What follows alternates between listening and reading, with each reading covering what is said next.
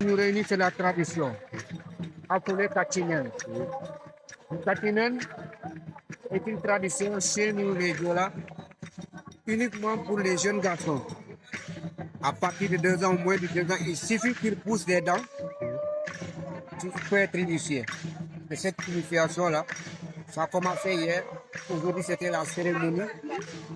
Et aujourd'hui, on finit. Ça sont les grands tam-tams que vous entendez qui ferment la clôture de la cérémonie. Ça, c'est la grande joie. Les gens sont en mouvement. C'est les retrouvailles. Mais aussi, il n'y a aucune autre chose que la tradition. Après cette étape, qu'est-ce que vous comptez faire? Après cette étape, ça se passe chaque 2 ans.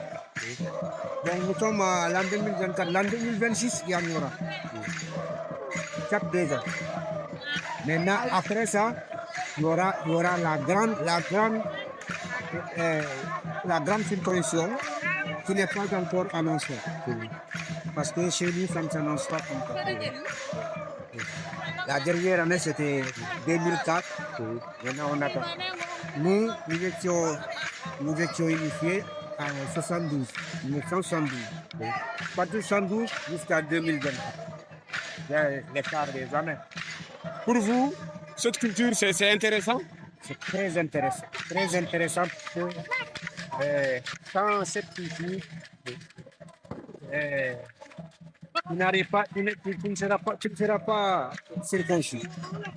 Il faut d'abord que les jeunes garçons soient initiés avant d'aller à la circoncision.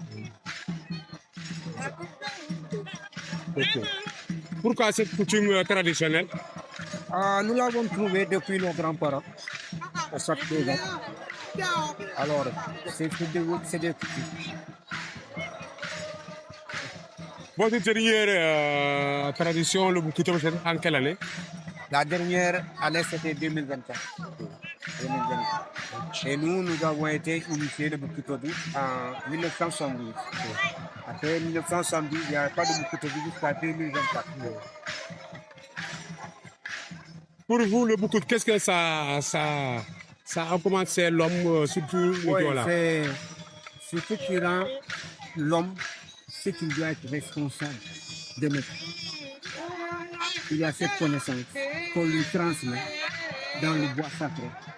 Le minimum, même la dernière situation de 2024, ils ont fait 1 mois dans le bois sacré.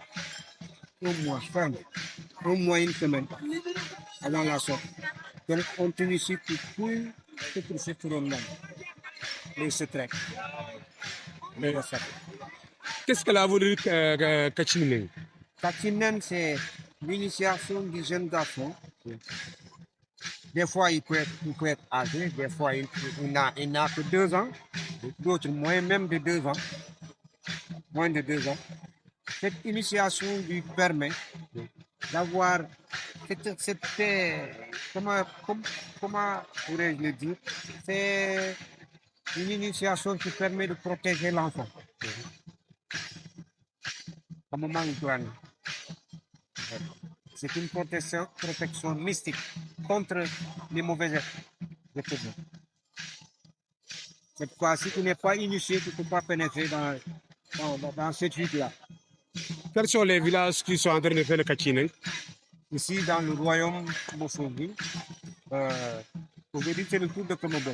Et Nampo, ils ont déjà fait. Il y a Seleki, et Nampo, Essil, et Komodo, bien sûr. Bangal aussi, j'en fais. Comment on appelle ce royaume?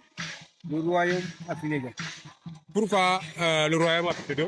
Parce que le dernier roi s'appelait Afilega. Là, vous respectez les rois? Très bien, bien sûr. Bien sûr. Si on parle du royaume, c'est parce que le roi est obligatoirement respecté. Jusqu'ici, on n'a pas encore un nouveau roi. Depuis que l'autre passé, on n'a pas encore un nouveau roi. Il paraît que Djignabo aussi habitait dans cette parade. Oui. Djignabo, oui. Un grand guerrier. Djignabo. Mais dommage, l'histoire c'est comme ça. Qu'est-ce que tu peux un peu revenir sur l'histoire de Djignabo? Là, je ne te mens pas. C'est quelqu'un que j'ai connu comme Djignabo était un grand génie. Il a combattu. Mais effectivement, son parcours, je ne peux pas te dire que c'est du très. Bon, je l'ai décidé de dire aux gens au monde comment ça.